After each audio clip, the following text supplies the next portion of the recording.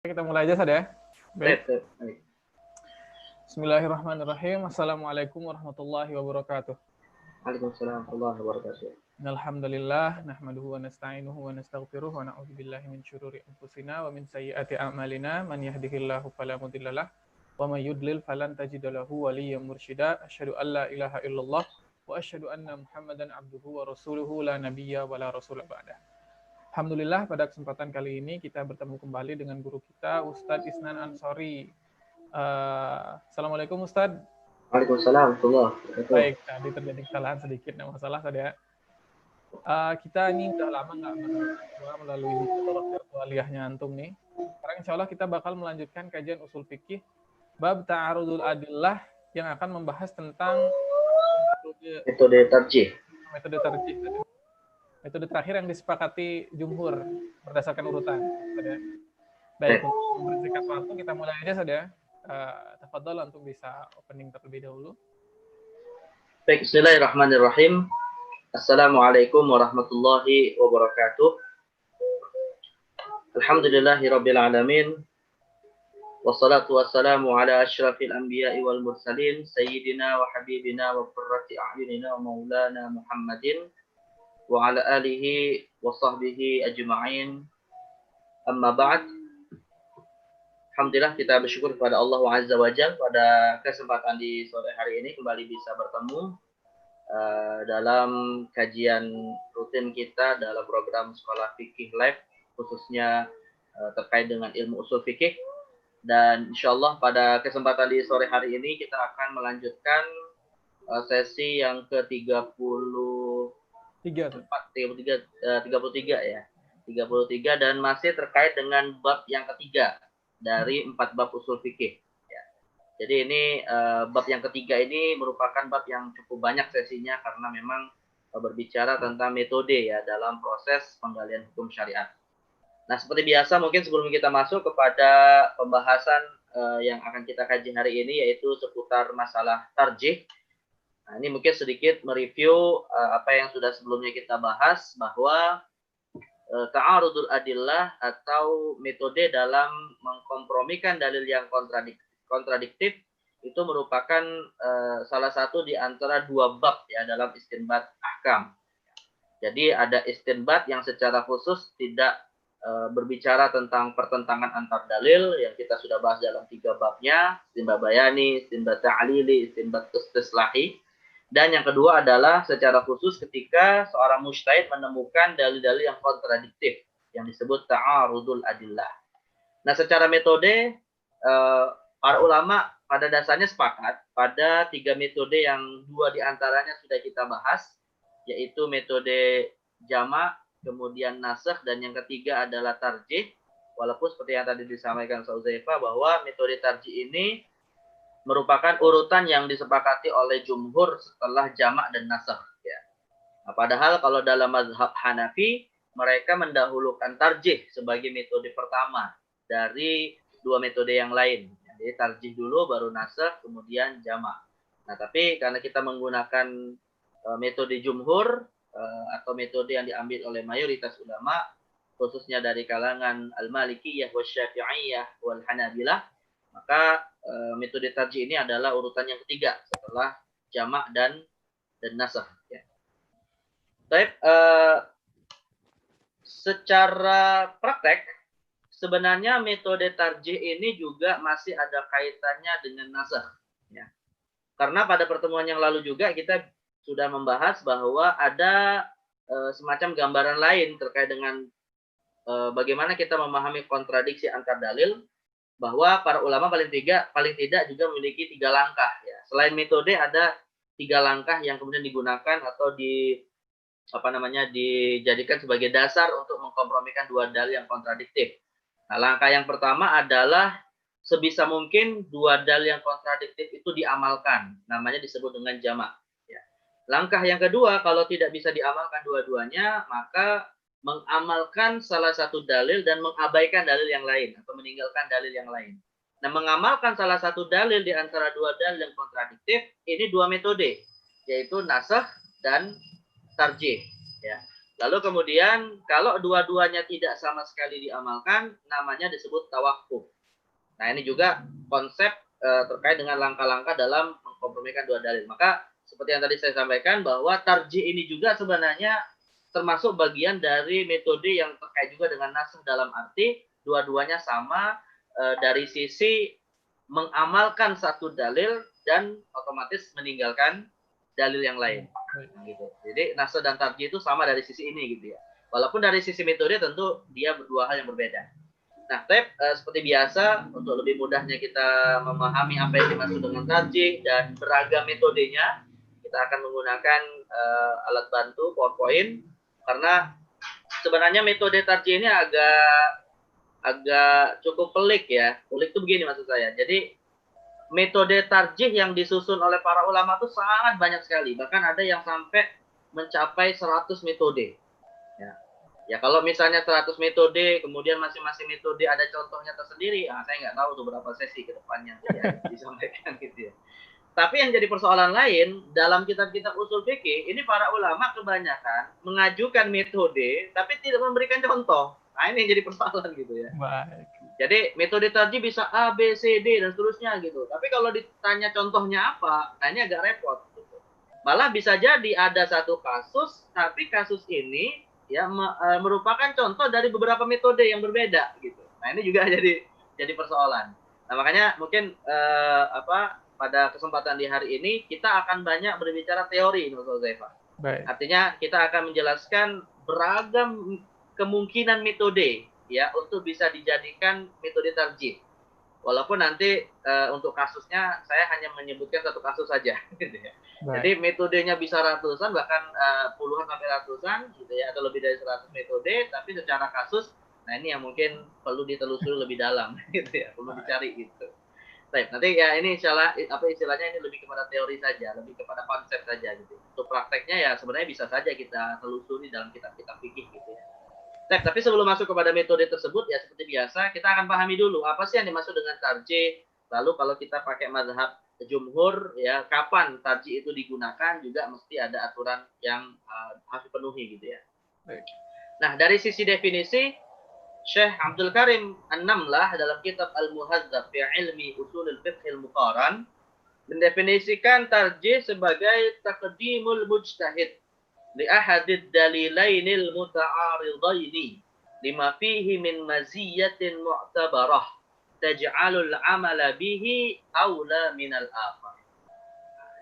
Ini kayaknya bagus juga nih kalau sekali-sekali partisipan disuruh baca yang nggak ada harokatnya nih. Deg-degan sadar.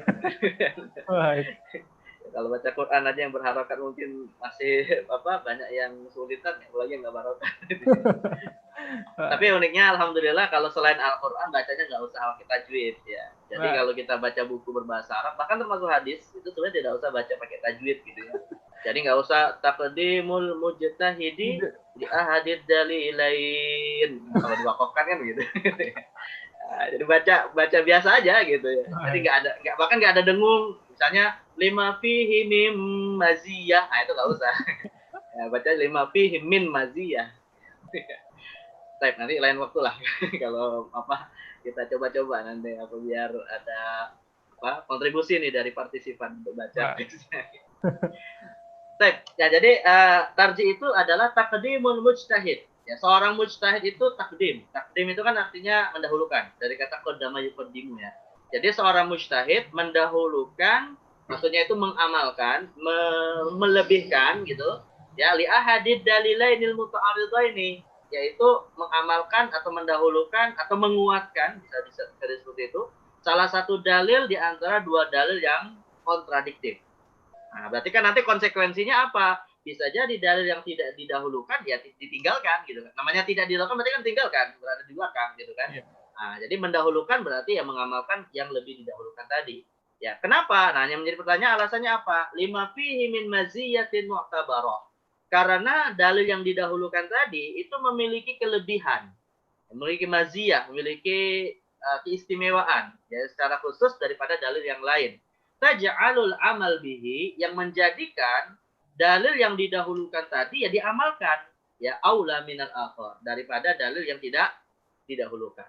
Nah, jadi artinya tarjih itu ya sederhananya ada dua dalil yang kontradiktif, yang salah satunya diamalkan, yang kedua ditinggalkan. Nah, gitu. Dan alasannya kenapa? Bukan karena masalah waktu.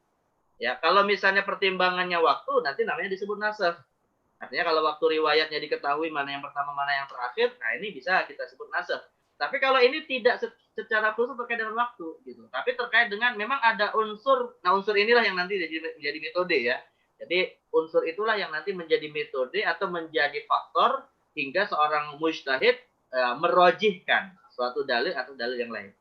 Nah mungkin kita juga perlu menyebutkan lah beberapa penyebutan istilah bahasa Arab yang sudah masuk ke bahasa atau sudah populer dalam bahasa Indonesia yang sering mungkin disebutkan dalam kajian-kajian ya. Ada istilah merojihkan ya. Kemudian ada istilah rojih, ada istilah marjuh. Ini sebenarnya apa sih maksudnya gitu ya? Karena kadang dalam kajian-kajian usul fikih atau kajian fikih itu tanpa disadari para asatidzah tuh menyebut kata-kata ini rojih menurut saya, tapi jamaahnya nggak paham apa itu ini maksud rojih gitu. Ini kan jadi persoalan juga gitu ya. Nah, apalagi kalau kajiannya usul fikih, nah ini lebih repot lagi gitu. Nah, jadi kadang memang perlu kita menjelaskan kepada masyarakat awam secara khusus ya mustalahat ini punya makna, punya maksud gitu ya. Dan ya mungkin karena sering diucapkan akhirnya dianggap masyarakat awam itu tahu ya. Padahal bisa jadi belum tahu gitu ya. Nah, jadi merojihkan itu sebenarnya berasal dari kata bahasa Arab rojjaha yurajjihu tarjihan. Ya, artinya menguatkan. Jadi kalau ada seorang ustadz bilang misalnya, ya saya merojihkan hadis ini daripada hadis yang lain. Berarti maknanya dia menguatkan hadis tersebut atas hadis yang lain, gitu ya. Atau mendahulukan, atau menganggap inilah yang diamalkan dan seterusnya. Nah, itu makna merojihkan. Nah, sedangkan hadis yang dirojihkan, yang dikuatkan, itu namanya hadis rojih. Hadis rojih. Nah, sedangkan hadis yang tidak dirojihkan, namanya disebut hadis marjuh. Ya, jadi kalau ada seorang ustaz bilang, menurut saya hadis ini roji, atau menurut saya pendapat ini roji, ya berarti lawannya adalah marjuh. Jadi kalau atau misalnya kalau dia mengatakan, menurut saya hadis ini marjuh, maksudnya tidak diamalkan gitu ya. Artinya ada yang lebih roji. Gitu. Nah, jadi istilah roji, marjuh, merojihkan. Nah, ini artinya sebenarnya menguatkan, ya. Lebih kuat. Nah itu intinya sama lah maknanya seperti itu. Nah, jadi seorang mujtahid menguatkan, mendahulukan suatu dalil atas dalil yang lain, maka ini disebut dengan apa namanya tarjih. Tapi secara khusus Ustaz Zaifah, yang kita maksud tarjih di sini adalah tarjih dalil ya. Karena nanti istilah tarjih juga digunakan dalam konteks yang lain, misalnya tarjih pendapat. Nah, itu beda lagi. Ya, misalnya apa namanya di Indonesia ini kan ada satu ormas Islam yang cukup besar, Muhammadiyah itu kan ya punya lembaga fatwa namanya Majelis Tarjih. Ya. Itu bukan ya bisa juga maksudnya tarjih dalil karena mungkin membaca dalil juga akhirnya disimpulkan yang lebih kuat, atau bisa jadi tarjih aro, tarjih pendapat. Ya, misalnya melakukan tarjih atas 4 pendapat di antara 4 mazhab misalnya kan. Jadi akhirnya disimpulkan bahwa pendapat saya yang lebih roji adalah mazhab Syafi'i misalnya. Nah, itu bukan tarjih dalil ya, tapi tarjih pendapat gitu. Tapi yang kita ingin sebutkan dalam bab usul fikih ini secara khusus adalah tarjih dalil. Karena yang sedang kita bahas ya tentang dalil yang kontradiktif gitu kan. Maka konteksnya adalah dalil. Walaupun bisa jadi secara hukum mungkin nanti setelah tarjih dalil sepakat hukumnya gitu. Artinya tidak ada perbedaan pendapat di kalangan mazhab-mazhab yang ada gitu kan. Tapi mungkin sebelum muncul kesepakatan itu sempat ada polemik di dalam menguatkan suatu dalil. Nah, jadi tarjih dalil ini proses pertama sebelum munculnya kalau ada perbedaan pendapat untuk kemudian tarjih pendapat. Nah, ini dua hal yang konteksnya berbeda. Tapi ya dua-duanya maknanya menguatkan salah satu daripada yang lain gitu. Step ini makna tarjih. Ya, dan sekali lagi kita tidak mengkaitkan dengan waktu, walaupun waktu juga pada dasarnya termasuk dalam tanda kutip makna termasuk di situ ada unsur menguatkan. Tapi kalau untuk sisi waktu secara khusus metodenya namanya disebut dengan nasakh. Ya. Tapi ini lebih luas bukan hanya terkait dengan waktu. Step. Ini makna tarjih ya. Nah, kemudian ada 4 syarat yang harus dipenuhi untuk melakukan tarjih. Seperti yang dikukuhkan dalam kitab-kitab usul fikih. Pertama, dan ini syarat yang meliputi semua metode, jamak juga ada, nasakh juga ada, termasuk tarjih, bahwa dalil-dalil yang kontradiksi itu disepakati kehujahannya. Nah, jadi kalau misalnya dalilnya tidak disepakati, misalnya dalilnya itu maudhu, hadisnya maudhu yang palsu, ya udah nggak usah kita bicara jamak nas tarjih, emang nggak usah diamalkan gitu kan. Gitu. Tapi bedakan dengan dengan hadis dhaif ya. Jadi kan antara hadis maudhu dan hadis dhaif itu dua hal yang berbeda. Kadang-kala banyak orang salah memahami, menganggap maudhu dan dhaif itu sama gitu ya. Kalau hadis dhaif masih mungkin untuk diamalkan. Makanya ada pernyataan yang sangat masyhur dari Imam Ahmad bahwa al hadis dhaif kata Imam Ahmad bin Hanbal au kama qala ya al hadis dhaif aula minni min ra'yir rijal, kata Imam Ahmad bin Hanbal. Hadis dhaif itu masih aku lebih utamakan daripada pendapat perorangan gitu. Nah, artinya kan isyarat bahwa hadis dhaif masih diamalkan ya, dalam mazhab Imam Ahmad bin Hanbal gitu kan. Nah, tapi yang menjadi persoalan nanti hadisnya dalam bab apa dulu gitu. Apakah bab hukum halal haram atau bab fadhailul amal. Nah, itu tentu lain lagi gitu ya. Tapi kalau hadis maudhu, hadis palsu, nah ini semua para ulama sepakat dalam bab apapun tidak bisa dijadikan sebagai landasan utama untuk menetapkan keabdolan tertentu atau untuk menetapkan halal haram suatu hukum gitu ya. Nah, jadi sekali lagi harus bedakan. Tetapi dari sisi hujahnya intinya adalah diterima oleh para ulama pada wilayah mungkin sahih, hasan atau dhaif pada konteks tertentu. Nah, ini tarjih juga seperti itu. Ya tentunya ini kajiannya nanti ilmu hadis ya. Kehujahannya dikaji dalam ilmu hadis. Type ini yang pertama. Yang kedua adalah syarat agar tarjih bisa dilakukan, dan ini merupakan mazhab jumhur juga, yaitu tidak bisa dilakukan jamak. Nah, ini bedanya dengan Hanafi ya. Kalau dalam mazhab Hanafi syarat ini nggak ada gitu ya.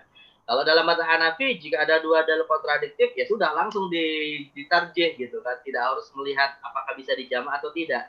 Tapi kalau dalam mazhab jumhur ulama ya maka tarjih nggak bisa dilakukan sebelum masih memungkinkan untuk dijamak. Nah, jadi ini syarat kedua menurut jumhur dan bukan mazhab Hanafi ya. Kemudian syarat yang ketiga, tarjih boleh dilakukan ya tentu yang melakukannya adalah seorang mujtahid ya. Jadi yang nggak pernah mencicipi bahasa Arab misalnya gitu ya, yang nggak pernah belajar ilmu-ilmu alat seperti usul fikih, ilmu hadis, ilmu tafsir, ya jelas nggak boleh melakukan tarjih. Jadi nggak mungkin ya dengan baca terjemahan Sahih Bukhari akhirnya dia mengatakan hadis ini lebih rojih dari menurut saya gitu. Waduh. Apalagi dia bilang menurut saya gitu ya. Ya kalau misalnya dia mengatakan rojih menurut ulama fulan misalnya, menurut Imam Qurtubi ya masih mungkin karena dia menyandarkannya kepada ulama mujtahid gitu kan. Artinya seperti kita nih Ustaz Zefa yang pernah belajar di Libya misalnya. Ya boleh saja sih kita mengatakan bukan menurut saya. Kita mengatakan begini, hadis ini lebih rojih daripada hadis ini menurut Imam Nawawi misalnya. Itu boleh nggak apa-apa. Ya, karena dalam posisi ini kita disebut dengan istilah naqilul fatwa. Dan naqilul fatwa itu boleh bagi seorang muqallid seperti kita. Ya, artinya kata Syekh Wahbaz Zuhaili, hari ini bisa jadi kebanyakan para ulama itu statusnya adalah naqilul fatwa gitu ya, yang menukil fatwa ulama terdahulu yang sudah berstatus mujtahid gitu. Tapi kalau menyandarkan dirinya sendiri misalnya ya menurut saya ini rojih gitu dan yang lain nggak rojih, lalu kita tanya sudah belajar bahasa Arab bab apa, ya saya baru belajar fi'il mudhari, ya udah nggak bisa diterima gitu. Lah iya dia bahasa Arabnya baru sampai fi'il mudhari gitu, belum belajar ilmu yang lain. Artinya naqilul fatwa ini adalah posisi yang paling aman sekalipun untuk orang awam ya Ustaz ya? Ya, boleh. Nah, makanya nanti kalau kita belajar bab yang keempat itu ya dalam bab taklid itu ada istilah atau ada satu hukum namanya boleh nggak menerima fatwa muqallid ya. Jadi fatwa muqallid di sini maksudnya adalah muqallid menukil fatwa mujtahid. Ya. Baik. Nah, itu dibolehkan atau tidak? Itu juga perdebatan di dalam kajian usul fikih gitu ya. Baik. Ya kalau misalnya nggak boleh dalam arti misalnya secara mutlak nggak boleh, ya berarti orang awam nggak bisa menyampaikan. Misalnya seorang suami belajar ilmu fikih dari masjid, ya kemudian dia pulang ke rumah. Kalau misalnya dia nggak boleh menukil, lah istrinya nanya, terus nanya ke siapa kalau bukan kepada suaminya? Kan nggak mungkin ke suami orang lain kan? Masalah gitu. Nah itu sebenarnya kalau dalam usul fikih masuk dalam bab naqlul fatwa, ya atau muqallid menukil fatwa seorang mujtahid. Nah gitu. Ya pada dasarnya sih boleh-boleh saja. Yang penting si muqallidnya betul-betul amanah menyampaikan ilmu mujtahid gitu ya. Dan keamanahan ini juga, selain amanah juga dia tidak salah paham terhadap ilmunya. Makanya kalau ngaji di masjid misalnya ya ambillah 100% harus betul-betul perhatian atau minimal satu kasus itu betul-betul dia perhatian. Baik. Ya kalau misalnya dalam 1 jam tidurnya 50 menit ya nggak bisa disebut amanah gitu ya. Nah, jadi naqul fatwa masih boleh lah untuk muqallid. Tapi ini lagi-lagi kita tidak bicara fatwa ya, kita bicara dalil ya. Baik. Ya, kalau fatwa itu seperti tadi tarjih pendapat. Tapi kalau dalil maka di sini harus yang melakukannya adalah mujtahid. Maka sekali lagi saya tegaskan seorang muqallid ya, kalau ingin merojihkan suatu dalil harus dia sandarkan kepada mujtahid. Ya, harus disandarkan kepada mujtahid. Jadi dia mengatakan hadis ini lebih rojih menurut mujtahid fulan misalnya gitu. Nah, itu lebih aman lah secara ilmiah. Baik. Ini syarat yang ketiga. Nah, syarat yang keempat, yang terakhir adalah bahwa tarjih ini harus dilakukan berdasarkan dalil. Nah, kami yang Zaifah. Jadi seorang mujtahid itu ketika dia merojihkan suatu dalil atas dalil yang lain, ya tentu yang ditanya apa dasarnya. Ya, yang ditanya apa dalil Anda merojihkan dalil ini atas dalil yang lain. Argumentasinya apa? Ya, dalil di sini, dalil yang kita maksud di sini bukan secara khusus adalah teks Al-Quran hadis, bukan ya. Itu juga dalil gitu. Tapi maksudnya adalah apa landasan dia merojihkan. Argumentasinya apa. Gitu. Apakah berdasarkan dalil nakli atau berdasarkan dalil akli. Nah, intinya dia punya landasan dan alasan. Nah, ini saya tidak mau menyebutkan satu syarat lagi ya. Sebenarnya ada satu syarat lagi. Kalau menurut jumhur ulama, tarjih itu juga dilakukan kalau tidak ditemukan riwayat yang bisa menasakh. Ini kan nggak ada ya. Nah, sebenarnya ini ketiadaan ini karena kita sudah bahas pada pertemuan yang lalu, jumhur ulama juga terpecah menjadi dua. Ya, mereka sepakat pada jamak tapi berselisih pada urutan setelah jamak, ya kan, antara yang mendahulukan tarjih daripada nasakh atau mendahulukan nasakh daripada tarjih. Nah, itu. Nah, jadi tapi kalau misalnya kita bisa tambahkan satu syarat lagi, dan ini menurut jumhur sebenarnya, yaitu tidak ada riwayat yang menetapkan mana yang nasikh, mana yang mansukh, gitu ya. Nah, jadi ini ada satu kurang, dan saya tidak mengambilnya ya karena saya menukil dari kitab Syekh Wahbah Zuhair, menukil dari kitab Syekh Abdul Qadir An-Namlah. Nah, Syekh Abdul Qadir An-Namlah termasuk yang berpendapat tarjih didahulukan daripada nasakh. Maka beliau tidak mensyaratkan di situ ada nasakh. Gitu ya. Baik. Nah, ini teori lah seperti dia terkait dengan tarjih, syarat-syaratnya dan seterusnya. Tapi kalau kita uruti dari sesi-sesi sebelumnya, ya sebenarnya kita mengambil pendapat yang mengatakan nasakh didahulukan daripada tarjih. Nah, itu bisa ditambahkan satu syarat lagi. Baik, sekarang kita masuk kepada bentuk-bentuk atau metode-metode dalam melakukan tarjih. Seperti yang tadi saya katakan di awal, dan saya mohon maaf ini kepada jamaah, tidak banyak memberikan contoh fikih, dan juga karena ini juga termasuk kesulitan bagi saya pribadi gitu ya. Jadi saya akan hanya menyebutkan atau menjelaskan sedikit beberapa metodenya lah gitu ya. Nanti kalau untuk contohnya diakhirkan saja, kita ambil satu contoh gitu. Tapi saya akan menjabarkan mungkin secara cepat atau secara langsung tanpa menjelaskan contohnya dari setiap metode tarjih. Nah, namun sebelum masuk kepada metode tarjih, jadi metode tarjih ini juga dibedakan oleh para ulama menjadi 3 bentuk, Zaifah. Ya. Pertama, tarjih ketika yang kontradiksi itu adalah antara nas dan nas. Antara Al-Quran dengan hadis atau antara hadis dengan hadis gitu ya. Jadi ini wilayahnya Al-Quran dan sunnah. Ya. Yang kedua adalah tarjih antara qiyas lawan qiyas. Nah, kan karena kita sudah bahas dalil yang disepakati juga kan adalah qiyas. Ya, jadi ada juga tarjih antara qiyas dan qiyas. Dan yang ketiga adalah tarjih antara nas dan qiyas. Antara ayat Al-Quran atau hadis Nabi dengan qiyas. Ya. Nah, kalau untuk antara nas dan nas ada 5 klasifikasi, bukan 5 metode, 5 klasifikasi. Wah, lumayan juga sudah. Ya, dan dari 5 klasifikasi ini nanti ada metode sendiri gitu ya. Nah, ada 5 bentuk. Nah, pertama status rawi. Nah, jadi para ulama merojihkan satu dalil atas dalil yang lain berdasarkan status rawi. Di mana untuk tarjih berdasarkan status rawi ini ada 9 metode. Nah, ini baru satu klasifikasinya. Nah, tapi kalau apa saja 9 metode ini yang terkait dengan status rawi? Pertama, tarjih berdasarkan posisi tempat rawi yang lebih dekat pada Rasulullah. Jadi kalau ada 2 rawi meriwayatkan satu konteks hadis yang sama tapi hukumnya berbeda, maka dilihat mana yang terlihat duduknya atau berdirinya lebih dekat kepada Rasulullah. Ini kan juga sulit ya memastikan rawinya duduknya mana yang lebih dekat dengan Rasulullah, itu kan nggak mudah juga. Gitu. Nah, jadi ini juga termasuk ya, artinya ini tarjih yang disebut oleh para ulama, tapi secara kasus ya mungkin agak sulit juga. Contoh misalnya beginilah, yang mungkin ini sebenarnya bukan tarjih ya, tapi bisa dikatakan untuk menguatkan dalil atau menguatkan ijma. Jadi ada satu riwayat, ada seorang sahabat itu berkata, aku pernah ya berdiri di samping Rasulullah yang sedang menaiki kuda, dan ketika itu melelehlah liur kuda di atas pundakku. Baik. Nah, itu kan. Jadi kalau dia menceritakan aku sedang berdiri di samping Rasul yang menaiki kuda, berarti kan posisinya dekat sekali gitu ya. Ya. Posisinya dekat sekali. Dan kemudian Rasul tidak memerintahkan aku untuk mencuci sisa air liur kuda tadi, gitu. Berarti secara fikih menunjukkan air liur kuda suci, tidak najis, gitu. Itu secara hukum fikih, gitu kan. Karena kalau misalnya dia najis, ya otomatis Rasul akan memerintahkan dia untuk menghindarinya, gitu. Nah, kalau anggaplah misalnya ada pendapat yang mengatakan liur kuda itu haram misalnya gitu ya, atau najis misalnya gitu. Nah, maka pendapat ini bisa kita katakan marjuh. Kenapa? Karena yang lebih roji adalah pernyataan sahabat ini tadi yang mengatakan di samping Rasulullah gitu. Nah, jadi ini mungkin bisa kita ambil satu contoh seperti kasus sebenarnya daging kuda itu halal atau haram. Itu ada dua pendapat. Ya, ada dua pendapat. Nah, pendapat yang pertama mengatakan berdasarkan ayat Al-Quran yang menyatakan bahwa kuda itu hewan tunggangan, maka mengisyaratkan dia tidak bisa dimakan. Itu ada satu pendapat begitu. Tapi jumhur ulama mengatakan kuda termasuk hewan yang dagingnya bisa dimakan. Ya atas dasar ya hukum asal segala sesuatu halal selama tidak ada yang menunjukkan dia hukumnya haram. Dan itu dikuatkan dengan hadis yang tadi kita sebutkan bahwa air liur kuda itu tidak najis, dan dia melakukan menyampaikan kesaksian itu betul-betul posisinya dekat dengan Rasulullah SAW. Nah, jadi ini juga menjadi satu metode tarjih. Gitu ya.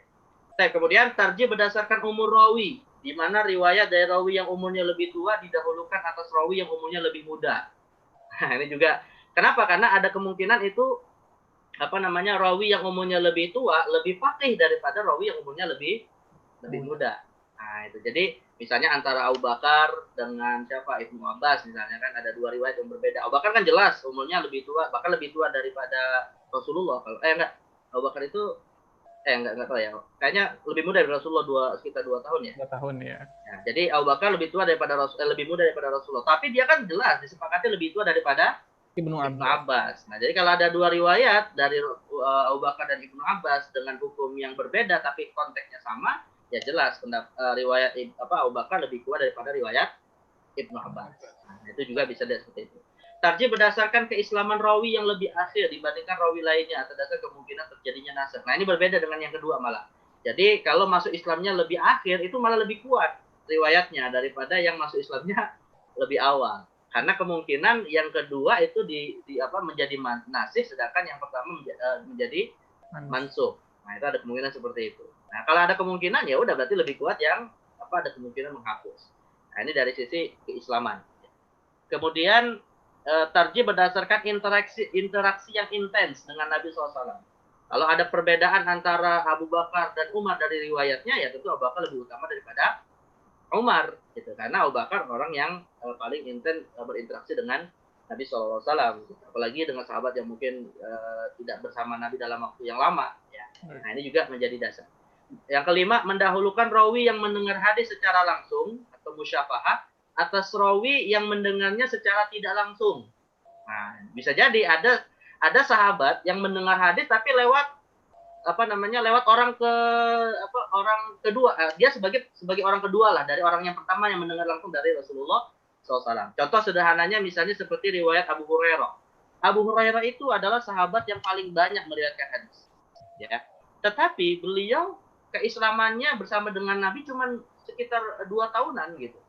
Ya secara logika kan kebanyakan berarti hadis yang beliau terima itu tidak langsung dari Rasulullah, malah dari sahabat yang lebih senior hidupnya bersama dengan Rasulullah kan. Nah, anggaplah kalau terjadi kontradiksi antara hadis riwayat Abu Hurairah dengan hadis riwayat Umar misalnya. Maka yang didahulukan adalah hadis riwayat Umar. Dari sisi Umar banyak mendengar langsung dari Rasulullah, sedangkan Abu Hurairah bisa jadi mendengar tidak langsung, walaupun bisa saja hadis riwayat Abu Hurairah itu makbul karena dia pasti meriwayatkan dari sahabat dan semua sahabat itu adalah adil dalam ilmu hadis. Gitu. Tapi tetap kalau ada kontradiksi yang didahulukan yang mendengar langsung dari Rasulullah. Makanya Sauzaifah, kita kalau membaca hadis ya, kalau kita membaca hadis, para ulama punya maksud loh ketika menulis hadis itu dengan mengatakan, misalnya begini, An Umar ibn al-Khattab dalam hadis tentang niat ya, An Umar ibn al-Khattab radhiyallahu anhu qala sami'tu Rasulullah sallallahu alaihi wasallam.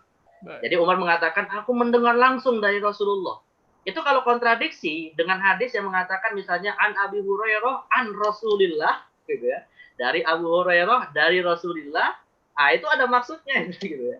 Jadi pernyataan sami itu lebih kuat daripada rawi yang mengatakan an gitu ya. Nah, jadi ini juga ada urutannya di dalam kekuatan suatu hadis dari sisi pernyataan rawi sahabatnya. Nah, jadi intinya itu menjadi satu sebab tarjih. Contohnya apa ya nanti bisa dikaji dalam kitab fikih lah gitu ya. Tapi ini intinya metode tarjih seperti itu.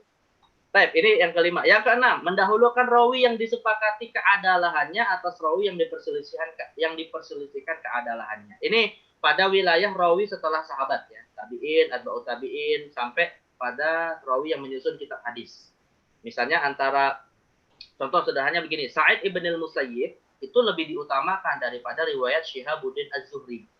Gitu. Dalam bab mursal misalnya ada hadis namanya hadis mursal. Hadis mursal itu adalah hadis yang diriwayatkan seorang tabi'in tapi langsung ke Rasulullah tanpa melewati jalur sahabat gitu kan. Nah, para ulama menegaskan mursalnya Sa'id bin Musayyib itu lebih utama daripada mursalnya Syihabuddin Az-Zuhri. Nah, gitu. Nah, maka ini juga menjadi salah satu penilaian tarjih suatu dalil. Yang bisa jadi melihat apa dari aspek keadalan dua tabi'in ini yang berbeda. Nah, ini juga menjadi sebab. Kemudian yang ketujuh, mendahulukan riwayat rawi yang menjadi pelaku suatu peristiwa di atas rawi yang bukan pelaku atas peristiwa tersebut. Nah, ini unik ini ya. Jadi, uniknya begini, Saudara. Contohnya ini mudah. Ya. Jadi, di dalam Sahih Bukhari dan Sahih Muslim, itu diriwayatkan, ada dua riwayat tentang masalah Rasulullah menikahi Maimunah dalam kondisi ihram haji. Nah, ini hukum fikihnya adalah, boleh nggak sih melakukan akad nikah saat kita masih pakai baju ihram? Dalam ibadah haji. Ya, ketemu jodohnya saat lagi tawaf misalnya kan. Akhirnya diajak nikah gitu. Ya pakai belum selesai haji gitu ya, tapi langsung mau ajak nikah gitu ya. Nah, ini boleh apa enggak gitu ya. Nah, ada riwayat Ibnu Abbas itu mengatakan, dan ini sahih dalam Sahih Bukhari Muslim ya. Ibnu Abbas mengatakan Rasulullah menikahi Maimunah binti Haris dalam kondisi masih ihram. Artinya boleh nikah dalam kondisi masih ihram. Tapi si wanitanya, yaitu Maimunah binti Haris, mengatakan, aku dinikahi oleh Rasulullah sudah tidak lagi ihram. Kira-kira mana yang paling valid? Mana yang paling valid? Dua-duanya sahih, secara sanad disebutkan dalam Sahih Bukhari dan Sahih Muslim. Dua-duanya hadis ini tadi. Satu riwayat Ibnu Abbas yang menceritakan tentang bibinya. Maimunah ini bibinya Ibnu Abbas. Jadi Maimunah bibinya Ibnu Abbas diceritakan oleh keponakannya bahwa bibiku menikah dengan Rasul dalam kondisi ihram. Tapi Maimunah sendiri, bibinya Ibnu Abbas tadi, menceritakan tentang dirinya, aku dinikahi Nabi tidak lagi ihram. Sudah selesai ihram hajinya gitu. Nah, berdasarkan metode ini, maka bisa kita katakan riwayatnya Maimunah lebih kuat daripada riwayatnya Ibnu Abbas. Kenapa? Walaupun dua-duanya sahih secara sanad, ya karena Maimunah adalah pelaku.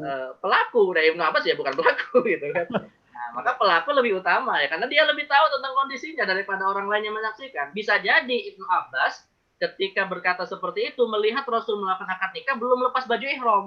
Dikiranya Ibnu Abbas masih dalam kondisi ihram. Ya kan boleh saja kalau orang sudah selesai tahallul baju ihramnya besok-besok mau dilepas kan boleh-boleh aja.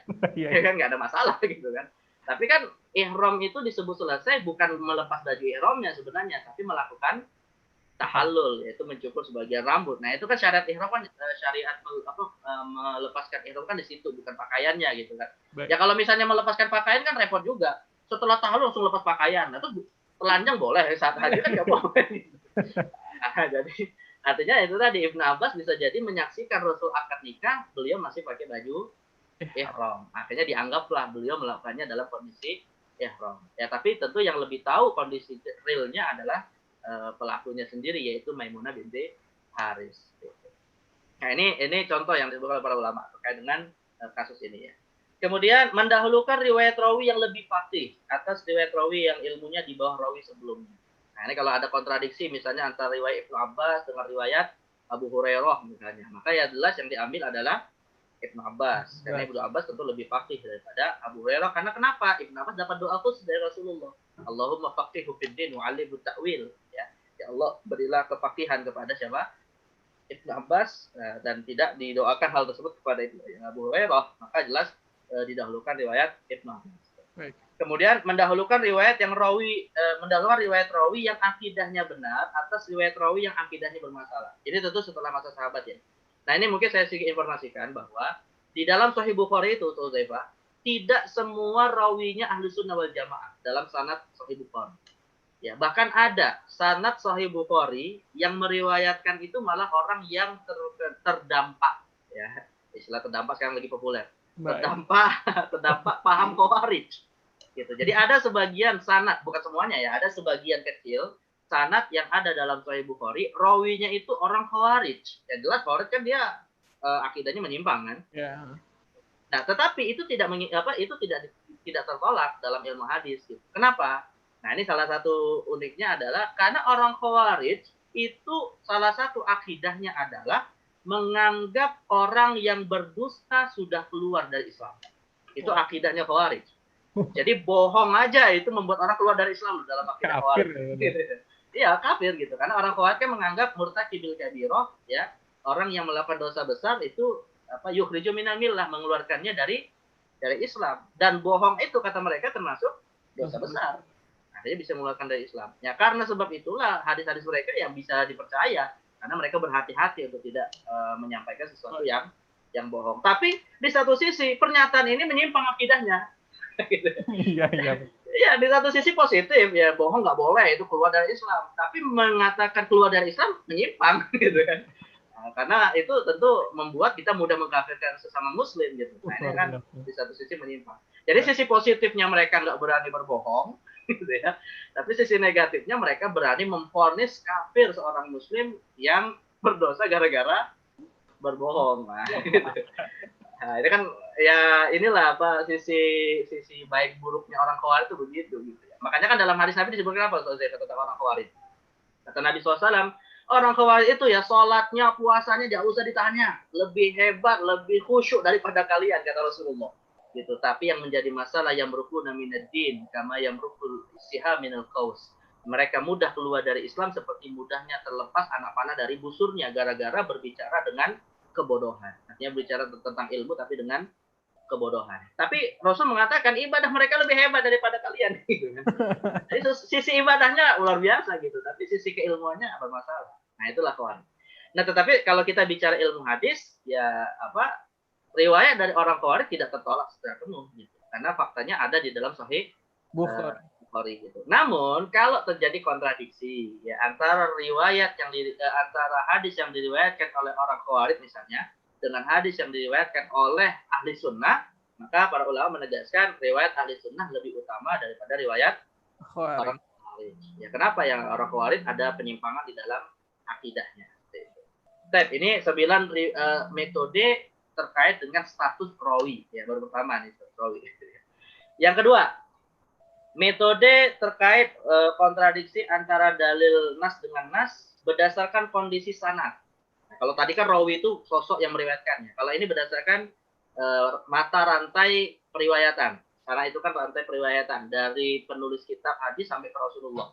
Jadi misalnya Sahih Bukhari, Sahih Muslim, Sahih Abi Daud, Sahih Tirmidzi, Sunan Nasai, Sahih Ibnu Majah, itu kan ditulisnya kitab hadis ini pada abad kedua dan ketiga Hijriah. Yang tentunya antara masa mereka dengan Rasulullah bisa jadi ada sekitar 3, 4, 5, 6 rawi ya. Nah, jadi hubungan antara rawi ini tadi sekitar 3, 4, 5, 6 generasi ini itu namanya disebut dengan sanad ya dalam ilmu hadis. Nah, terkait dengan pertimbangan sanad ini juga ada metode di dalam tarjihnya ya. Nah, ini ada 9 metode juga. Ya, ini sedikit kita bicara ilmu hadis nih kebanyakan. Pertama, tarjih berdasarkan kuantitas rawi dalam sanad hadis, di mana hadis yang diriwayatkan oleh rawi yang lebih banyak didahulukan atas rawi yang jumlahnya lebih sedikit. Nah, ini kalau kita bicara ilmu hadis, berarti terkait dengan jumlah periwayat. Dan jumlah periwayat itu kan ada 2, ada hadis mutawatir, ada hadis ahad. Kemudian hadis ahad nanti dibagi lagi menjadi 3, ada masyhur, ada gharib, ada aziz, ada gharib. Ya. Aziz yang meriwayatkan dalam dalam satu tingkatannya hanya 1 rawi, gharib salah satu tingkatannya hanya 2 rawi, tidak semua tingkatannya, bisa salah satunya saja 2 rawi, masyhur 3 sampai jumlah mutawatir. Nah, kalau terjadi kontradiksi misalnya antara hadis masyhur dengan hadis gharib, ya jelas yang didahulukan adalah hadis Masyhur. Masyhur karena rawinya lebih banyak daripada hadis gharib. Apalagi kalau antara mutawatir dengan ahad itu ya jelas didahulukan mutawatir gitu. Baik. Nah, jadi makanya penting juga kadang kita kalau belajar ilmu hadis itu baca aja ya dalam kitab-kitab hadis itu kadang ulama yang menyusun hadis mengatakan hadis ini diriwayatkan oleh sekian sahabat, hadis ini diriwayatkan oleh sekian sahabat. Dalam misalnya ya yang sering kita temukan itu misalnya dalam kitab-kitab syarah. Ya, yang saya lagi suka kaji sekarang misalnya kitab Dalilul Falihin karangan Imam Ibnu Alad As-Siddiqi yang mensyarah Riyadhus Shalihin karya Imam Nawawi. Itu beliau menyebutkan dalam hadis ini riwayat Imam Muslim diriwayatkan sekian sahabat, ya ada 10, 15 dan seterusnya. Rupanya angka-angka itu ada maksudnya gitu ya. Baik. Jadi penyebutan angka ini juga bukan sekedar untuk nambah wawasan gitu ya. Bukan sekedar biar bukunya lebih tebal gitu, bukan gitu. Nah, tapi maksudnya ya itu tadi, kalau ada kontradiksi, ya ini jadi pertimbangan tarjih. Nah, maka mengetahui ini juga penting ya. Baik, kemudian yang kedua, mendahulukan riwayat yang musnad, sanadnya bersambung atas riwayat yang mursal. Kayak tadi misalnya sahabat langsung mendengar dari Rasulullah. Ini didahulukan daripada seorang tabi'in langsung diangkat kepada Rasulullah tanpa melewati sahabat. Nah, itu tentu diutamakan. Dengan catatan riwayat yang musnad tidaklah dhaif dari sisi rawi. Artinya begini, riwayat mursal seorang tabi'in kepada Rasul, misalnya dengan kualitas Sa'id bin Musayyib, itu kadang bisa didahulukan daripada riwayat sahabat yang tidak masyhur, yang bahkan mungkin tidak dikenal misalnya gitu. Nah, jadi ini juga menjadi pertimbangan. Ya. Baik, kemudian mendahulukan sanad yang berstatus ulul isnad atas sanad yang lebih rendah di bawahnya. Nah, ini maksudnya apa ulul isnad itu? Yang dimaksud ulul isnad itu, Zaifa, semakin kecil sanadnya, semakin sahih. Gitu ya. Semakin sedikit maksud saya, bukan semakin kecil. Semakin sedikit jumlah rawi sanadnya itu semakin sahih. Ya. Tadi kan saya sebut ya, antara Imam Bukhari, Muslim, Ibnu Majah sampai ke Rasulullah itu bisa jadi sanadnya ada yang 3, ada yang 4, ada yang 5 gitu kan. Baik. Ya. Masa umurnya sih 100 tahun, tapi dalam 100 tahun ini kan tidak semuanya sama jumlah rawinya gitu ya. Bisa dari 3, 4, 5 tadi. Nah, rawi yang diriwayatkan cuma 3 orang itu lebih utama daripada hadis yang rawinya dalam sanadnya itu lebih dari 3 orang misalnya. Nah, itu. Karena kenapa? Semakin sedikit maka semakin ulu, semakin tinggi sanadnya itu kepada Rasulullah Shallallahu Alaihi Wasallam. Tapi kalau semakin banyak semakin menjauh dari Rasulullah gitu kan. Baik. Walaupun dari sosok penulis hadis yang sama. Nah, gitu. Maka kalau kita baca kitab hadis, kadang hadasananya juga perlu dihitung gitu ya. Ya, dalam Abu Daud misalnya hadatsana fulan. Oh, di sini ada 5, di satu sisi cuma 3. Ya udah, itu ada maksudnya juga. Nah, itu penting juga untuk diketahui. Baik. Nah, sulit nggak jadi mustahid? Waduh. Sulit ya. Tapi ini dari sisi sanad ya. Tadi ada 9 ya? Belum, kan? Oh, ada yang kelewatan. Oh, ada yang kepotong berarti. Kepotong. Potong 6. Baik, enggak apa-apa. Tadi ada berapa saya sebut? Cuma 4 ya? 3, kan? Oh, berarti ada yang kelewat. Saya nggak apa. Intinya sih dari sisi sanad ada 9 yang saya kumpulkan gitu ya. Mungkin tidak tercopy sih. Nah, kemudian atas dasar kondisi matan ada 5. Jadi kita perbaiki ini PowerPoint. Nah, dari sisi matan ada 5 metode. Ya. Ada 5 metode. Apa saja? Pertama, mendahulukan riwayat yang kandungan matanya memiliki dalalah atau petunjuk kepada makna yang lebih kuat atas riwayat lainnya yang dalalahnya lebih lemah. Nah, dengan metode yang pertama ini, dengan mempertimbangkan petunjuk yang lebih kuat daripada petunjuk yang lemah, ada sekitar 7 anak metode. Jadi dia melahirkan 7 metode yang lain. Nah, misalnya apa? Mendahulukan riwayat yang kemungkinan kandungan maknanya ihtimal paling sedikit. Artinya begini, ada 2 riwayat. Riwayat yang pertama kandungan maknanya lebih dari 1, disebut zahir, mujmal atau apalah yang sudah kita bahas. Tapi di satu sisi yang lain ada riwayat yang ihtimal maknanya, kemungkinan maknanya cuma 1. Ya tentu yang kemungkinannya lebih kecil lebih dikuatkan daripada yang kemungkinannya lebih banyak. Misalnya begini, contohnya begini aja lah. Ini bukan contoh tarjih ya, tapi ya sebagai penggambaran saja lah. Misalnya begini, mazhab Syafi'i yang mengatakan bahwa menyentuh istri membatalkan wudhu, ya, menyentuh istri membatalkan wudhu, itu kan dasarnya adalah ayat Al-Quran yang secara tegas mengatakan aula mastumun kita dalam mazhab Syafi'i gitu. Nah, tapi dibantahkan oleh mazhab Hanafi yang mengatakan bahwa menyentuh istri tidak batal sebab diriwayatkan Rasulullah itu qabbala zaujahu, ya kan, Rasul mencium istrinya. Nah, gitu kan. Kalau kita misalnya pakai kita pakai pendapat dari sisi mazhab Syafi'i yang menguatkan ayat tadi atas hadis ya. Kalau ayat kan jelas sekali mengatakan aula mastumun nisa secara mutlak menyentuh istri adalah batal. Tetapi kalau kita bicara hadis, hadis ini walaupun secara terjemahan Rasul disebutkan mencium istrinya, namun ada dua ihtimal. Bisa mencium secara langsung, bisa mencium secara tidak langsung. Lah bisa jadi Nabi mencium istri beliau itu tertutupi hijab, kan? Mungkin nggak? Ya mungkin aja gitu kan. Satu. Ihtimal yang kedua, bisa jadi itu khusus untuk Nabi, bisa jadi berlaku juga untuk umat. Bisa jadi kan gitu kan. Nah, pengkhususan untuk Nabi kan ihtimal, kemungkinan gitu kan. Nah, berarti adanya kemungkinan-kemungkinan ini bisa dikatakan marjuh, tidak bisa dikuatkan, tidak bisa diambil daripada ayat yang secara tegas mengatakan menyentuh itu membatalkan wudhu. Tapi sekali lagi ini menurut pandangan mazhab Syafi'i ya. Saya bukan berarti kemudian mengatakan ya harus begitu gitu ya. Ya tentu ini melahirkan perbedaan pendapat. Tapi menurut pandangan mazhab Syafi'i seperti itulah mentarjih antara dua dalil tadi. Ya tentu nanti dalam mazhab Hanafi tarjihnya beda lagi gitu ya. Kalau dalam mazhab Hanafi ya mengatakan ya bagi kami malah ihtimalnya ada pada ayat. Karena lamastumun nisa itu punya dua makna. Bisa maknanya mencium, bisa maknanya hubungan seksual. Nah, itu jadi kan masing-masing punya ihtimal juga gitu. Nah, tinggal siapa yang kuat-kuatan cari argumentasi aja gitu kan. Nah, jadi intinya semakin banyak ihtimalnya semakin lemah kualitas hadis itu atau kualitas dalil itu. Semakin sedikit ihtimalnya atau kemungkinan maknanya semakin lebih kuat. Nah, itu ini metode tadi dari sisi matan.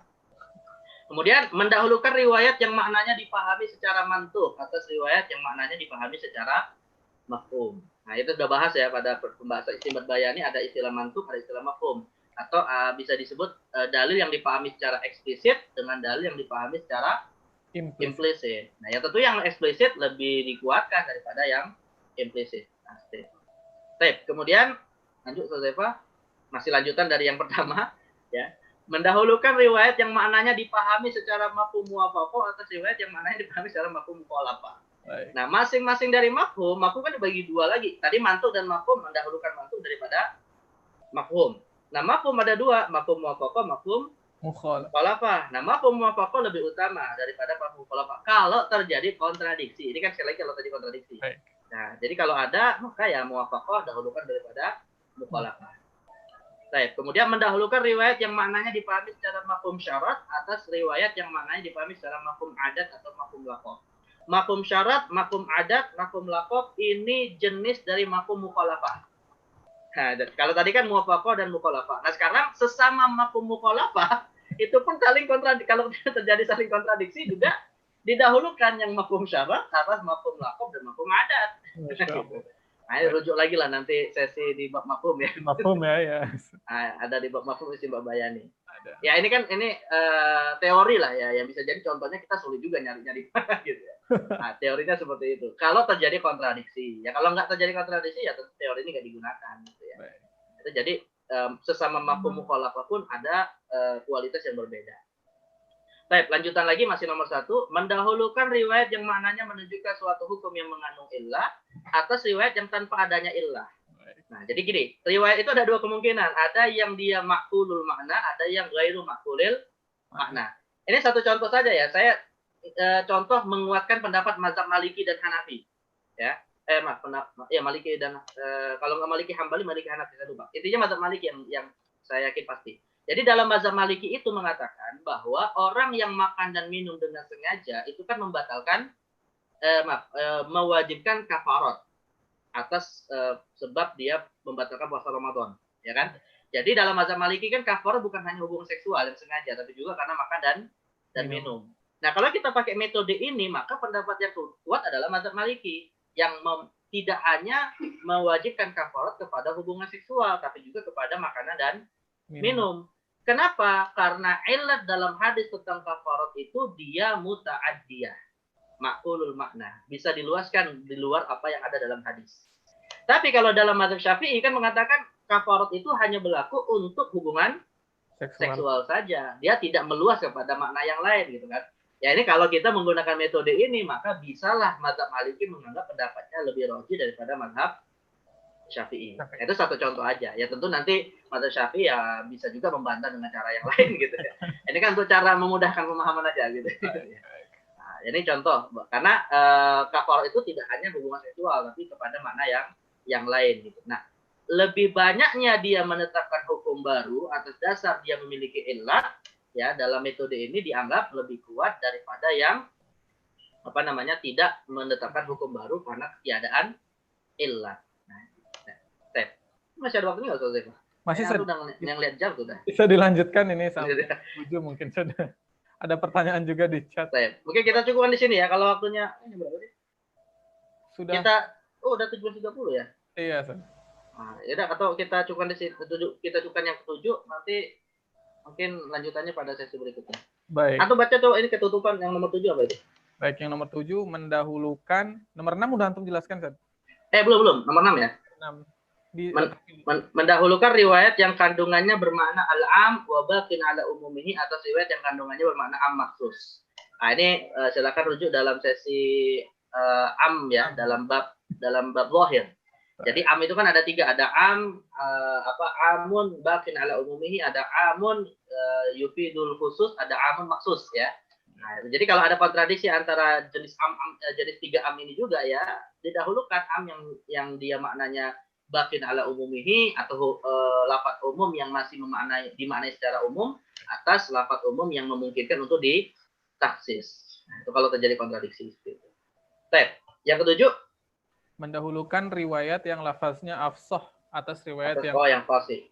Atas riwayat yang fasid mungkin. Fasih, bukan fasid, fasih. Jadi dalam bahasa Arab itu ada istilah fasih, ada istilah afsah. Ya, makanya kita kalau belajar bahasa kan ada lughah fusha. Fusha itu kan dia isim mubalaghah dari kata fasih, ya, tafdil ya. Fusha atau afsah itu sama maknanya. Afsah itu tafdil dari fasih, atau fusha itu tafdil dari fasih. Atau dalam bahasa Inggris itu superlatif, maknanya lebih. Artinya terjemahannya begini, yang lebih fasih didahulukan daripada yang fasih. Ya, sebenarnya ini dalam kasus hadis yang diriwayatkan matannya ya secara lafzi dari lisan Rasulullah langsung atau secara maknawi gitu ya. Karena para ulama kan sepakat bahwa hadis itu boleh diriwayatkan secara makna. Jadi meskipun tidak mendengar langsung, meskipun tidak dengan redaksi dari Rasulullah langsung gitu ya, selama maknanya tidak berubah, boleh digunakan dengan lafaz yang lain kan gitu. Kalau kita bicara riwayat hadis. Tentu beda dengan Al-Qur'an. Kalau kan nggak boleh ya, secara lafaz dan makna dia harus sesuai dengan riwayat yang diterima oleh Rasulullah. Tapi kalau hadis masih mungkin ya secara maknanya tidak berubah tapi dari lafaznya dia berbeda. Namun secara pasti tentunya lisan Rasulullah itu lebih afsah daripada lisan rawi gitu kan. Karena Rasulullah itu ya kata Rasul apa dikatakan? Ana afsahul Arab kata Nabi kan. Aku adalah orang Arab yang paling fasih. Gitu. Artinya lafaznya paling fasih, bahkan beliau punya keistimewaan jawami'ul kalim, memiliki bisa menyebutkan suatu kata yang lafaznya sedikit tapi maknanya sangat luas gitu. Nah, jadi kalau misalnya nih anggaplah ada riwayat yang betul-betul dipastikan datang dari Rasulullah teksnya dengan riwayat yang berdasarkan pengubahan dari sang rawi, maka tentu yang datang dari Rasulullah didahulukan daripada dari gubahan sang rawi. Kenapa? Karena dari Rasulullah itu lebih fasih daripada dari makna yang disampaikan oleh rawi. Ya, kalau terjadi kontradiksi seperti ini. Nah, mungkin ini metode-metode di dalam melakukan tarjih, baru sampai bab nas versus nas untuk kondisi matan. Insya Allah nanti mungkin kita lanjutkan metode yang lain, masih banyak ya, apalagi banyak lagi. Kondisi matan dengan 5 metode dan 5 metode. 5 metode baru 1. Ya, 5 metode baru 1, di mana satu metode ini ada 7 gitu. Berarti nanti ingatkan Baik, kita lanjut metode yang kedua dari yang ketiga dari kondisi mata. Baik, insyaallah. Ya, seperti itu. Kalau bisa. Baik. Ini udah ada beberapa pertanyaan dari chat. Syukran kepada Ustaz Isnan atas ilmunya yang luar biasa. Kita banyak bahas masalah hadis juga tadi, Ustaz ya. Ya. Baik, mungkin bisa dimulai dari penanya yang ingin bertanya langsung kepada Ustaz Isnan.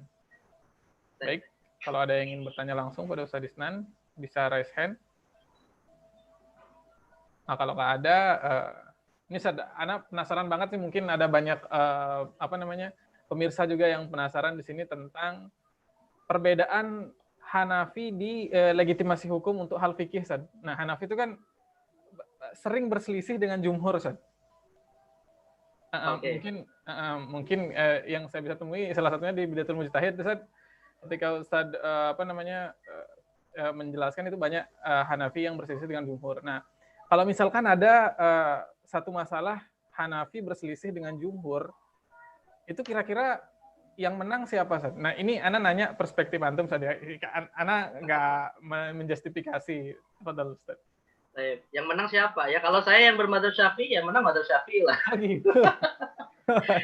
Kalau antum tanya seorang yang bermadzhab Hanafi, yang menang ya madzhab Hanafi. Oh gitu. Ya subjektif kita ya. Otomatis kan kita di Indonesia nih yang kebanyakan bermadzhab Syafi'i, ya otomatis kan yang diamalkan madzhab Syafi'i. Gak usah kita bicara jumhur dan Hanafi. Ya kalau kita bicara Syafi'i dengan jumhur, misalnya kita balik nih ya, antara Syafi'i dengan jumhur. Mungkin nggak ada kasus antara Syafi'i dan jumhur? Banyak, nggak sedikit. Ya masalah kenajisan air mani, Syafi'i itu suci, jumhur najis. Masalah tidak wajibnya membaca basmalah dalam sembelihan, dalam madzhab Syafi'i itu sunnah, dalam madzhab jumhur rukun, ya kan? Ya kalau misalnya kita bermadzhab Syafi'i, ya kelihatan dalil dari Syafi'i lebih kuat daripada dalil madzhab lain gitu. Itu kalau kita lihat satuan madzhab gitu ya. Tapi kalau misalnya melihat kenapa kok yang sering terjadi jadi kalau ini tadi kan bukan berarti Syafi'i memang ada perbedaan dengan jumhur, tapi memang kalau bisa kita persentasekan memang Hanafi lebih banyak daripada tiga mazhab yang lain untuk berselisih dengan jumhur gitu ya. Ya kalau kita melihat dari aspek sejarah misalnya, ya ini bukan kita bicara subjektif kita bermadzhab apa ya, secara aspek sejarah, maka ya karena memang dua madrasah besar yang sudah muncul di zaman tabi'in bahkan sudah di zaman sahabat, itu yang sangat kelihatan perbedaannya antara madrasah Hijaz dengan madrasah Irak gitu kan. Awalnya di zaman sahabat dua madrasah ada berbeda, yaitu madrasah Mekah sama madrasah Madinah ya kan. Madrasah Mekah itu Ibnu Abbas, Aisyah, madrasah Madinah itu Ibnu Umar itu kan. Tapi kan karena Mekah dan Madinah wilayahnya dekat, saling bisa transfer ilmu, saling bisa meriwayatkan hadis gitu kan. Otomatis di zaman tabi'in ya udah akhirnya mereka membuat kesepakatan bersatu gitu ya. Jadi bersatu secara wilayah gitu. Nah, tetapi Kufah kan wilayah yang sangat jauh ya, yang dulunya dikuasai oleh Persia dengan beragam problematika dan budaya yang berbeda dengan yang ada di Hijaz. Otomatis di sana punya metode yang berbeda termasuk penerimaan hadis ya. Bukan ini juga banyak keliru orangnya. Banyak orang yang mengatakan misalnya atau orang yang tidak memahami mazhab Hanafi seakan-akan mazhab Hanafi menolak hadis ketika bertentangan dengan qiyas misalnya kan. Ini juga tidak tepat karena Imam Abu Hanifah sendiri menegaskan di dalam pernyataannya yang diriwayatkan oleh para ulama Hanafi bahwa ketika tidak ditemukan hukum dari Al-Qur'an maka beliau mengambil hadis dan qiyas posisinya setelah hadis gitu. Ya, tetapi kenapa prakteknya kok kemudian banyak hadis yang ditolak? Ya, ini persoalannya adalah kehati-hatian ulama Hanafi saat itu. Sebab Irak itu adalah manba'ul fitan kata para ulama. Irak itu tempat munculnya berbagai macam kelompok sesat. Ya, Qadariyah muncul di sana, Mu'tazilah muncul di sana gitu. Termasuk perang-perang besar juga kan wilayah dekat sana gitu kan. Nah, gara-gara itu kan otomatis ulama selektif dalam menerima hadis gitu ya. Yang kadang ketika bertentangan dengan qiyas kepada Al-Qur'an, yang qiyas kepada Al-Qur'an lebih didahulukan daripada hadis itu sendiri gitu. Ya, tetapi secara metodologi kalau misalnya hadisnya sudah dipastikan sahih, maka ya ulama Kufah dan hal ini mazhab Hanafi mendahulukan hadis daripada qiyas gitu. Nah, jadi ya mungkin dari sisi penerimaan hadis seperti itu. Tapi kalau ditanya satu persatu ya tetap setiap mazhab mengeluarkan mazhabnya sendiri. Oke. Antum misalnya tanya sama alumni atau yang kuliah di Maroko, ya bagi saya mazhab Maliki paling kuat gitu. Antum pergi ke Saudi, ya bagi mereka mazhab Hambali lebih kuat. Ya karena dalam bahasa Arab kan disebutkan ada patah ahlus sya'bi adra bi syi'abih. Ya, au bi syi'abihim gitu. Jadi orang itu lebih tahu dengan kondisi real yang ada di mana dia tinggal. Nah, menurut dia itulah yang paling kuat. Gitu. Ya, walau besok mungkin seperti itu. Oke, berarti kalau misalkan ditanya mana yang kuat, jawabannya bakal subjektif saja. Ya, sangat-sangat subjektif sekali. Ya, kecuali pada wilayah ijma' ya. Kalau ijma' ya sudah tidak ada lagi subjektivitas. Ya, yang menyimpang dari ijma' malah kita katakan salah. Langsung saja. Yang kita katakan salah. Ini udah ada yang bertanya, San? Yang resken mungkin kita lanjut dulu Bapak Ahmad. Silakan Pak. Assalamualaikum Ustaz. Assalamualaikum Ustaz. Waalaikumsalam warahmatullahi wabarakatuh. Ini udah hampir maghrib, pertanyaannya satu aja lah. Oke, baik. Silakan, Itu Wali. Siap pertanyaan banyak nih Pak Ahmad. Satu aja nggak apa-apa. Itu yang terkait apa namanya urutan-urutan yang metode tadi, itu apakah jadi skala prioritas, Ustaz? Maksudnya gini, kayak misalnya berdasarkan kondisi sanad. Misalnya ada dua hadis, yang satu jumlah rawinya tadi kan yang lebih banyak didahulukan, yang daripada yang lebih sedikit. Nah kalau misalnya dua hadis nih, satu hadis yang satu rawinya lebih banyak, tapi yang satu dia riwayatnya tuh mursal gitu. Sedangkan hadis yang lain apa namanya riwayatnya musnad tapi yang perawinya lebih Sedikit. mana yang lebih kuat. Baik. Itu aja Ustaz. Kebetulan saya saat kuliah di Libya itu menulis paper di semester 8 babnya tentang ta'arudul adillah. Ya, dan di dalam usul fikih seperti pertanyaan Pak Ahmad tadi, ini kan metode banyak ya. Misalnya dalam masalah matan atau sanad, yang bisa saja antara matan dan sanad punya masing-masing 9 metode yang tadi kita sebutkan kan. Nah, tapi kalau misalnya urutannya atau misalnya antara metode yang berbeda pendekatan ini kemudian berbeda kesimpulan hukumnya, mana yang didahulukan? Nah, jawabannya sebenarnya tidak secara pasti tidak bisa dikaitkan dengan urutan yang tadi kita buat per nomor itu, Pak Ahmad. Jadi urutan yang ada itu hanya dalam wilayah metode besarnya antara jamak, nasakh, tarjih. Tapi kalau satuan masalah di dalam metodenya masing-masing, ini setiap mazhab punya punya kecenderungan untuk mendahulukan seperti tadi dicontohkan, misalnya hadis mursal tapi rawinya sedikit, rawinya banyak misalnya, dengan hadis musnad tapi rawinya sedikit misalnya gitu ya. Nanti kan berarti semacam ada mixing antara dua metode gitu ya. Gitu ya. Nah, jadi kalau misalnya mana yang didahulukan, wallahu alam gitu ya. Tergantung kepada mazhabnya, ini juga bisa menguatkan dengan metode yang lain gitu. Jadi secara teori tidak bisa kita pastikan mana yang didahulukan. Ya, gitu. Jadi kembali kepada kasus mustahidnya ya. Kembali kepada mustahidnya. Karena bisa jadi begini, tadi kan Pak Ahmad mencontohkan dua metode yang di mixing ya antara urutan. Nanti bisa jadi nanti ditambahkan yang ketiga, yang keempat, ya hadisnya mursal, rawinya banyak, tapi yang meriwayatkan ini langsung pelaku sejarahnya. Ditambahkan lagi misalnya lebih lama Islamnya, artinya terakhir Islamnya. Ini kan banyak nih pertimbangan-pertimbangan gitu kan. Ya, nah, ya. Jadi tinggal mana kekuatan tarjih saja sebenarnya gitu ya. Saya pikir itu kaku, maksudnya itu jadi urutan skala prioritas itu. Kalau urutan tidak, tapi kalau sebagai landasan tarjih iya. Jadi sebagai metode iya, tapi kalau urutan bisa jadi tidak mesti berurutan, bahkan satu sama lain saling mendukung gitu. Ya, atau saling berkontradiksi juga. Ya begitu Pak Ahmad. Secara teori seperti itu. Terima kasih Ustaz. Pak. Ya, Ustaz. Ini sekarang kita baca yang dicatat ya, cepat aja mungkin. Dari Bapak Yudis yang pertama, Assalamualaikum warahmatullahi wabarakatuh. Waalaikumsalam warahmatullahi wabarakatuh. Sehubungan dengan diagram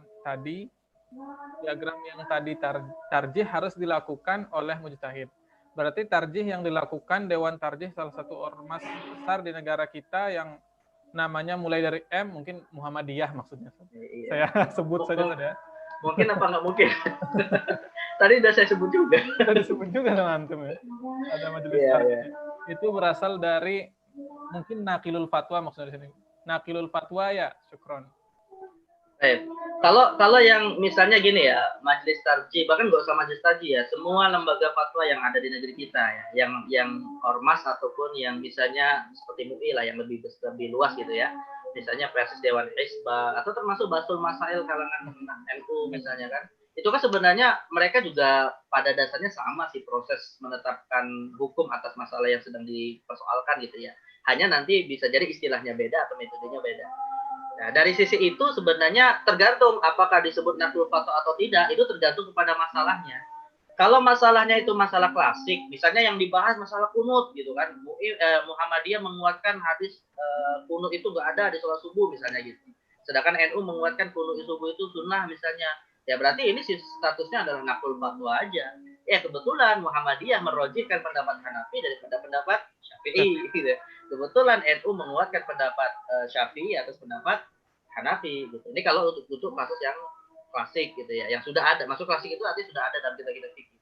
Tapi kalau misalnya persoalannya adalah hal-hal yang nazilah dalam istilah kasus yang baru atau disebut dengan nawazil ahkam, misalnya terkait dengan masalah apa kalau nazilah itu dalam bab ekonomi, misalnya hukum dropshipping misalnya, atau jual beli online, atau apalah macam-macam gitu ya. Nah, di sini yang belum ada dalam kitab fikihnya, ya maka otomatis ya di sini tidak disebut nakul fatwa, ya disebut fatwa gitu ya, disebut fatwa. Tapi apakah kemudian fatwanya itu diterima gara-gara mereka musyrik atau tidak? Nah, saya mengatakan begini, alhamdulillah ya para ulama itu menegaskan yang namanya mujtahid itu juga tidak mesti harus satu orang. Bahkan kalau fatwa disampaikan lewat suatu musyawarah antar para ulama, walaupun bisa jadi yang berkualitas mujtahid kita tidak bisa pastikan siapa gitu ya, itu lebih baik daripada perorangan. Makanya hari ini yang sering kali dilakukan oleh lembaga-lembaga atau ormas Islam itu bukan fatwa personal, tapi disebut dengan ijtihad jama'i. Nah, itu lebih aman daripada ijtihad fardhi. Ya kan ijtihad juga ada dua ya, ada ijtihad jama'i, ada ijtihad fardhi gitu. Ijtihad jama'i lebih aman karena itu berasal dari musyawarah yang bisa saling menyempurnakan kekurangan-kekurangan dan informasi yang bisa jadi diterima secara berbeda seperti itu. Nah, jadi ya tergantung masalahnya lah. Kalau masalahnya klasik nakul fatwa, tapi kalau masalah baru yang belum ada fatwanya ya fatwa gitu. Itu fatwa. Nah, seperti itu. Baik. Mungkin ini bukan pertanyaan sih, ada mungkin ini permintaan ada yang terakhir. Kita bisa dapat PowerPoint-nya enggak, Ustaz? Karena mata kuliah usul fikih di akun sekolah fikih belum diupload. Bisa saja? PowerPoint-nya? Ya, kalau PowerPoint ya silakan. Saya ngasih ke antum mau ngasih ke siapa aja silakan. Oh baik, boleh bro. Boleh. Silakan. Nanti mintanya sama Ustaz Uzaifah ya. Baik. Nanti kalau misalkan bisa di share sama admin sekolah fikih. Atau ya boleh silakan. Bisa nanti. Silakan. Gininya di mata kuliah usul fikihnya di sekolah fikih. Ya kalau ada yang ada kan baru PDF ya. Kalau misalnya ada link untuk PowerPoint-nya ya nggak apa-apa, nanti insya Allah saya masukin juga. Baik. Kalau ada ya, nggak tahu ini kan adminnya yang membuat. Baik, nanti diinformasikan. Atau secara Japri bisa ke Ustaz Uzaifah ya. Oh iya. Bisa kan? Bisa. Nanti nomor saya, tulis dulu nomornya nih. Sebagian juga sudah ada yang minta ke saya, nggak apa-apa juga. Oke. Ya banyak cara. Banyak cara ya. Sebentar, intinya ini tidak bukan berarti dilarang ya. Bukan dan tidak kan ada sebagian orang itu kadang tidak mau berbagi PowerPoint-nya gitu ya, karena hak pribadi misalnya. Saya bebas saja lah. Nah, itu mungkin bisa dihubungi kalau mau minta PowerPoint-nya ya, itu nomornya 085859 Soalnya pengalaman saya pribadi saja pernah ikut kuliah, terus di sana ada PowerPoint, nggak boleh direkam dan nggak boleh disebarkan. Takutnya ada yang menerima PowerPoint tapi nggak ngerti PowerPoint-nya apa, nggak ngerti si PowerPoint-nya apa. Akhirnya sudah mendengar penjelasan, terus penjelasannya lupa, ini apa ya, ngejelasin ke orang itu dia salah gitu. Oh ya, kalau saya sih nggak masalah. Yang penting ya itu tadi, hati-hati aja jelasinnya. Baik. Ya, tonton lagi videonya kalau perlu gitu saja. Baik. Oke, insya Allah nanti akan kalau misalkan ada yang japri saya, insya Allah saya kasih. Banyak ada PowerPoint-nya Ustaz Isnan di sini. Kalau misalkan mau di admin, bisa nanti diterapkan admin bisa lewat link langsung ke PowerPoint, bisa tektokan. Ya, tergantung kesepakatan di adminnya nanti. Oke, baik. Mungkin hanya ini, Sad. Antum ada tambahan lagi, Sad? Saya cukup karena belum selesai, masih banyak. Oke, masih banyak ya. Karena ini sebentar lagi juga maghrib, mungkin kita tutup aja saja. Syukron jazakumullah khairan kepada Ustaz Isnan Ansori atas ilmunya. Semoga nanti di pertemuan selanjutnya kita bisa ketemu lagi saja. Insyaallah. Baik, kita tutup dengan doa kafaratul majlis bersama. Subhanakallahumma wa bihamdika asyhadu an la ilaha illa anta astaghfiruka wa atubu ilaik. Assalamualaikum warahmatullahi wabarakatuh. Assalamualaikum warahmatullahi wabarakatuh. Saya juga pamit, Ustaz Uzaifah dan jamaah. Ya. Assalamualaikum warahmatullahi wabarakatuh. Waalaikumsalam warahmatullahi wabarakatuh.